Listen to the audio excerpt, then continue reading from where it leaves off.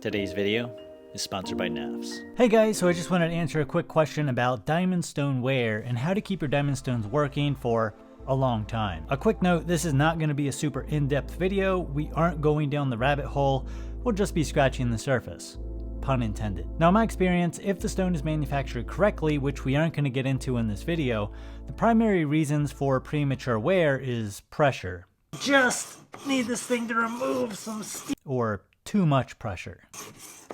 Now force divided by area equals pressure, or something like that. The smaller the contact area on the stone, using the same force is going to equal more pressure at the contact point. And the larger the contact area on the stone, using the same force is going to equal less pressure at the contact point. Now this is important to understand before we move forwards, because it's going to come into play later on. Now, as a very general statement, coarse diamond plate stones will wear out much slower than fine plated stones. Now, the reason for this, explained simply, is because as we're sharpening, it's much harder for the steel to push through the diamond on the coarse grits and scratch the softer plating holding the diamonds in place. The coarser diamond requires a lot more force for the steel to push through the diamond abrasive layer and scratch or dislodge the diamonds from the plating holding the diamond in place. Now this is easier to think about looking at sandpaper. Essentially, we have a cloth or paper backing holding the abrasive.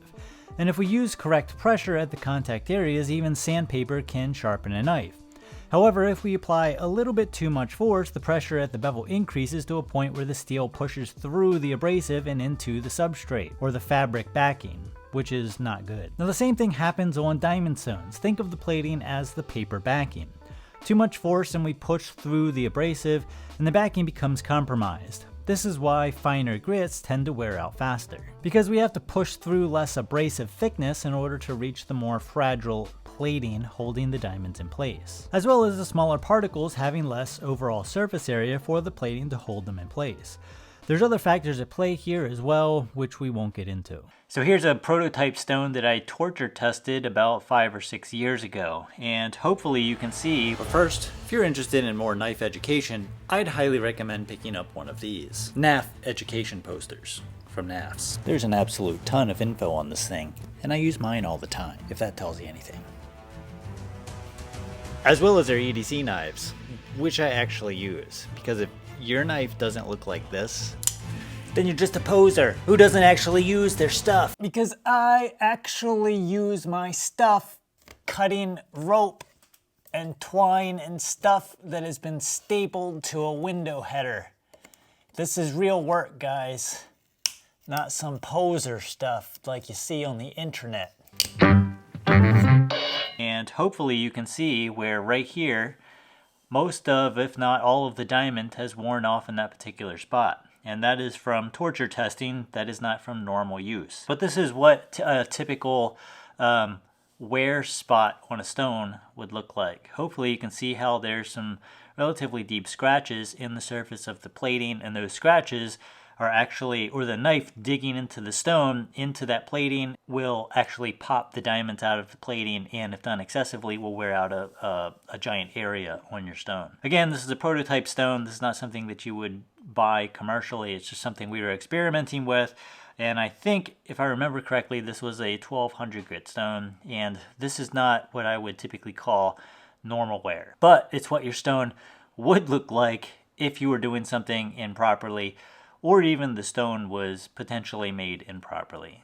And this is what that looks like, just a bunch of scratches in the surface of the plating. And in this image, it's just from the tip of the blade digging into the stone, because as we get to the tip, the pressure increases due to the smaller surface area. The increased pressure pushes through the abrasive and into the plating, holding the diamonds in place and popping them out. So to sum up, you can use more force on coarser abrasives. In my experience, it's actually very hard to wear out say 320 grit or coarse grit plated stones.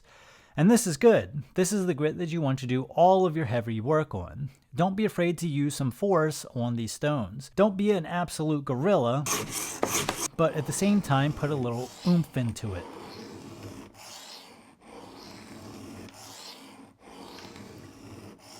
Now on the finer grits, say 600 to 1000 or so, Be a little bit more careful. On these grits, you'll only be refining the scratch pattern or deburring. It is very possible to push through the abrasive into the plating, scratching the surface or popping the diamonds out. Now this will and can happen. Things wear out, nothing lasts forever.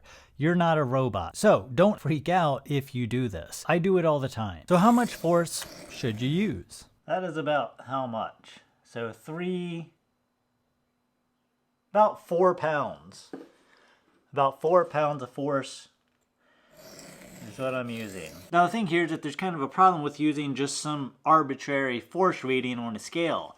And that's the fact that we're using a knife with what I would call a fairly normal sized sharpened bevel. Remember this? Well, if we switch over to a knife that has a much larger bevel, like this NAF's Lulu, then we're gonna have to add a lot more force in order to get the same pressure at the bevel. And if we were to use the same force on this knife as we did on this knife, we're just not going to be cutting very efficiently. So I would want to use about, I think, that much force on this stone, which is about, I don't know, maybe 7, 8, maybe even 9 pounds of force in order for the diamonds to cut efficiently. Now, on the other hand, if you've got a knife that has really thin behind the edge geometry, you're not going to want to use like 4 pounds of force to push this into a stone, especially on the coarser grits.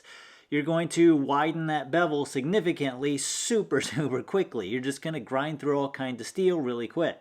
So as much as I'd like to give you just a force number from a scale, I can't really do that because it's variable. It depends on the type of knife that you're sharpening, as well as the grit. And to be honest, it really just comes back to feel. You can feel almost exactly when those diamonds become most efficient when they're cutting. I would say don't overthink it. If it feels like the diamonds are doing something, then they probably are.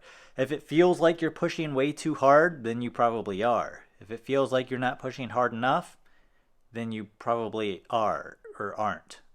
I'm confused. Now, diamond stones can and will wear out, especially on the finer grits for the reasons mentioned earlier. But they can last a very long time if they're used properly. Only use the finer grits to refine scratch patterns. But on the same hand, don't be afraid to actually use your stuff. I think that this is actually a big mistake beginners often make. If you find yourself just babying the knife across the stone like this, barely using any force pushing the knife into the stone, you're just not going to get a whole lot done very quickly. Now this has its uses, but not when it comes to actually like removing material and apexing. There's a cost to learning and a cost to doing work. Now there's a saying in the knife making world, and that is that you need to use your abrasives as if they're free. Don't be afraid to actually use your stuff. But at the same time, if you notice you're damaging your stone or scratching the surface of your stone with every pass, then stop doing that. Ease up a bit. Now, if we actually do some math and say that a diamond stone will only last 100 sharpenings, they will last longer than that, but humor me here, I'm making a point. And a quality stone costs anywhere from $70 to $100. That's less than $1 per sharpening. A whole lot cheaper and less time consuming and more convenient than paying someone to do it, which would probably cost anywhere from $7 to $10 per sharpening, ballpark, times 100 equals $700 to $1,000. How much force you use pushing a knife down on a diamond stone can play a role in a lot of things. Material removal rate, especially on coarser grits, scratch pattern depth, burr removal, formation, and stone wear.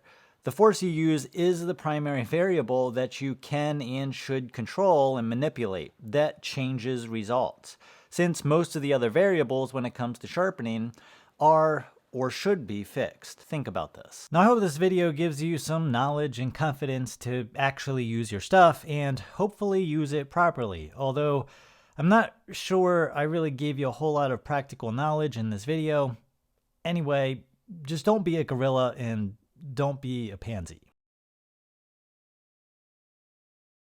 This is real work, guys.